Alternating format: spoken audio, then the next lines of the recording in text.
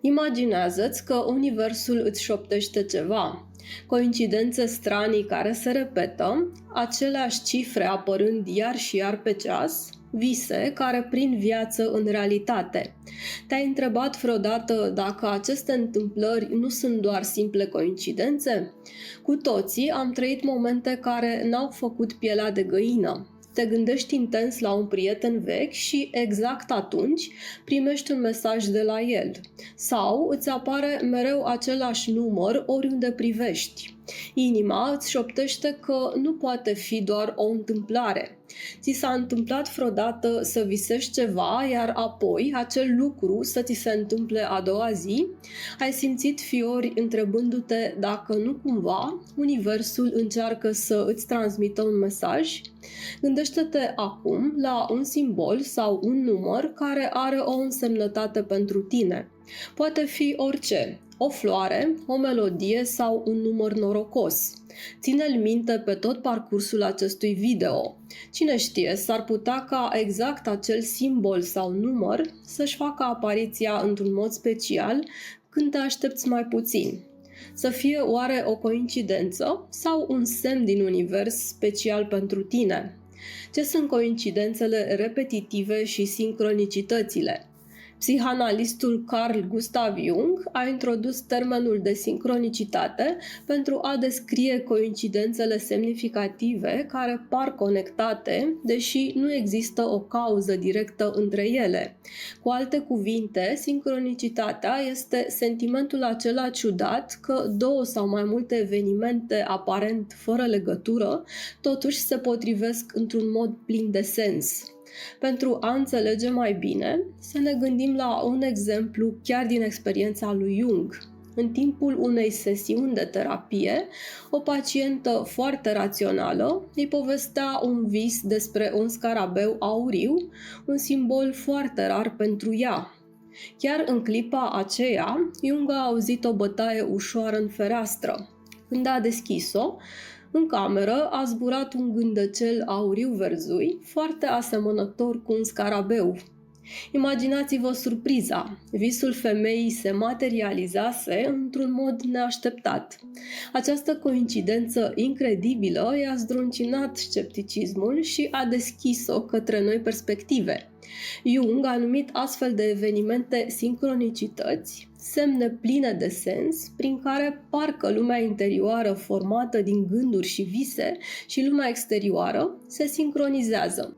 Dar ce înseamnă coincidențe repetitive? Sunt acele sincronicități care nu se petrec o singură dată, ci în serii sau tipare. De exemplu, vezi același număr, să zicem 11, pe plăcuța unei mașini, apoi pe ceas, apoi într-un număr de telefon, toate în aceea săptămână.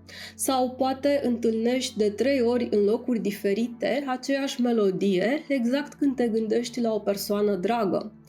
Când asemenea evenimente se repetă, ai sentimentul copleșitor că universul încearcă să-ți spună ceva. Pentru a arăta că nu este vorba doar de anecdote izolate, iată câteva exemple celebre de coincidențe greu de explicat. Aceste povești reale au uimit lumea și te vor face și pe tine să te întrebi dacă nu cumva există un plan mai mare în joc. Mark Twain și cometa Halley. Scriitorul Mark Twain s-a născut în anul 1835, la scurt timp după ce cometa Halley trecuse aproape de Pământ. El obișnuia să glumească spunând: "Am venit pe lume odată cu cometa Halley și voi pleca tot cu ea." Remarcabil, chiar așa s-a și întâmplat. Twain a murit în 1910, la o zi după următoarea apariție a cometei Halley. Romanul care a prevestit scufundarea Titanicului. Cu 14 ani înainte ca Titanicul să se scufunde, un autor pe nume Morgan Robertson a scris un roman intitulat Futility or The Wreck of Titan. În poveste, un vas uriaș numit Titan, considerat de toată lumea de nescufundat, lovește un iceberg în Atlantic și se scufundă, neavând suficiente bărci de salvare pentru toți pasagerii. Detaliile din ficțiune au fost aproape identice cu dezastrul real din anul 1912, inclusiv luna rece din aprilie, mărimea navei și numărul mare de victime. Această previziune literară incredibilă ridică întrebarea: a fost doar o coincidență sau o intuiție profetică? Frații gemeni separați cu vieți paralele, cazul Gene Twins. Doi frați gemeni identici, James Jim Lewis și James Jim Springer, au fost separați la naștere și adoptați de familii diferite. Reuniți abia la 39 de ani, au descoperit uimiți că viețile lor fuseseră aproape trase la indigo. Amândoi fuseseră botezați James de către părinții adoptivi, amândoi s-au căsătorit prima dată cu femei pe nume Linda, au divorțat și apoi s-au recăsătorit cu femei pe nume Betty. Fiecare a avut câte un fiu pe care l-au numit James Allen. Ambii au lucrat în domeniul forțelor de ordine, unul paznic, celălalt șerif, și au avut câini cu același nume, Toy. Chiar și destinațiile de vacanță preferate au coincis. Acest lanț de coincidențe aproape imposibile sugerează o conexiune profundă dincolo de mediu, ca și cum destinul genetic al gemenilor ar fi continuat să acționeze în paralel în ciuda separării lor. Lista ar putea continua cu multe alte cazuri faimoase.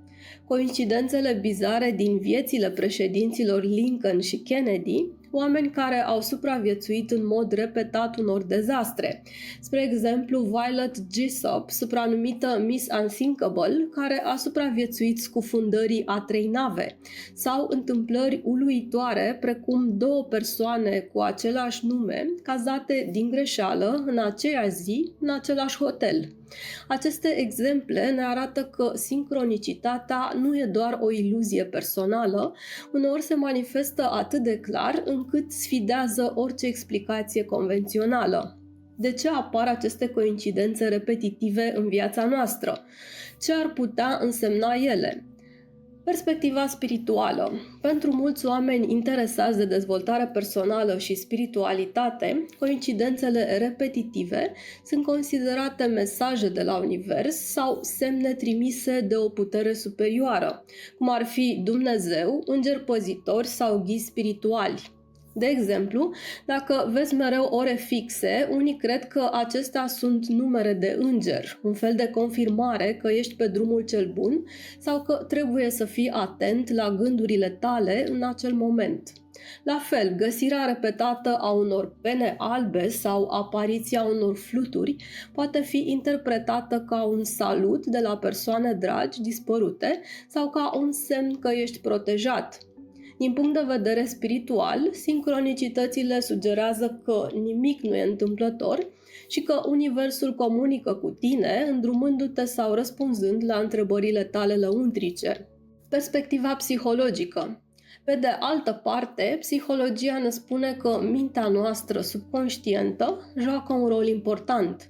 Coincidențele repetitive ar putea fi modul în care subconștientul nostru ne atrage atenția către ceva anume. S-ar putea ca, fără să ne dăm seama, să observăm anumite detalii care au relevanță pentru noi. De exemplu, dacă tot vezi referințe la o anumită țară peste tot, poate întâlnești oameni din acea țară, vezi știri despre ea, auzi cântece în limba respectivă, la nivel subconștient poate te gândești să faci o călătorie sau ai o legătură nerezolvată cu acel loc.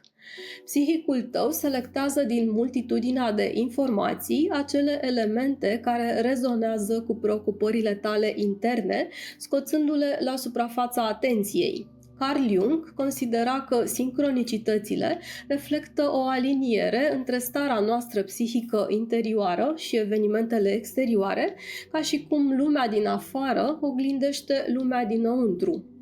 Perspectiva simbolică și culturală. În multe tradiții se acordă semnificații simbolice semnelor și coincidențelor. De exemplu, în culturile populare, visele prevestitoare sunt considerate mesaje simbolice. Visezi că se sparge o oglindă, e semn de schimbare majoră. Sau vezi o anumită pasăre care e semn de veste bună sau rea. Dacă un anumit simbol îți apare repetitiv, fie în realitate, fie în vis, interpretarea lui poate fi foarte personală.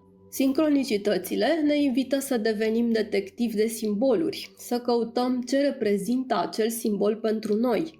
Să zicem că de 3 ori într-o lună auzi cântecul preferat al bunicii tale, exact când te simți singur. Poate e un simbol al prezenței ei spirituale lângă tine sau un îndemn să-ți reamintești de rădăcinile tale. Din perspectivă simbolică, universul sau sufletul nostru folosește un limbaj al semnelor.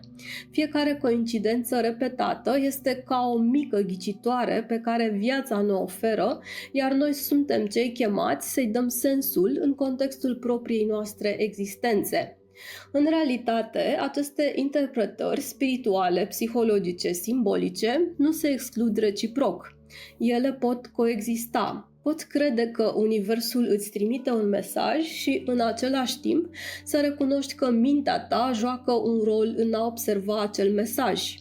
Important este echilibrul, să rămânem deschiși la semnificații, dar și ancorați în discernământul personal, alegând acea interpretare care ne îmbogățește viața și ne inspiră spre mai bine. Mulțumesc că m-ai urmărit, pe data viitoare! Dacă acest material ți s-a părut interesant, te rog să îi acorzi un like. Pentru acces simplu la conținut similar, te poți abona la acest canal de YouTube și prin activarea clopoțelului vei fi notificat de fiecare dată când un material nou este publicat.